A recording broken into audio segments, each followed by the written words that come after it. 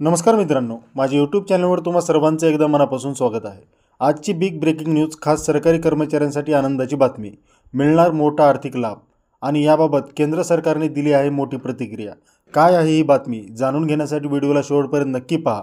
जर तुम्ही अजूनही आमचे यूट्यूब चॅनल सबस्क्राइब केले नसेल तर लगेचच सबस्क्राइब करा व समोरील बेल आयकॉन क्लिक करा, जेणेकरून अशाच महत्त्वाच्या अपडेट्स तुमच्यावर वेळेवर मिळतील। 8वा वेतन आयोग लागू करण्याबाबत केंद्र सरकारने अखेर मंजुरी दिली आहे। यामुळे सरकारी कर्मचाऱ्यांना 1 जानेवारी 2026 पासून सुधारित वेतन श्रेणीचा लाभ मिळणार आहे। केंद्रीय मंत्री अश्विनी वैष्णव यांनी याबाबत माहिती देताना सांगितले की नव्या वेतन आयोगासाठी समिती स्थापन करण्याचा निर्णय घेण्यात आला आहे। 7वा वेतन आयोगाचा कार्यकाल 31 डिसेंबर 2025 रोजी संपुष्टात येणार आहे। 8वा वेतन आयोग 1 जानेवारी 2026 पासून लागू होईल। मूळ वेतन नवीन वेतन आयोगानुसार किमान मूळ वेतन हे 25,740 रुपये होण्याची शक्यता आहे। पेन्शन आणि पेन्शनधारकांनाही मोठा फायदा होईल।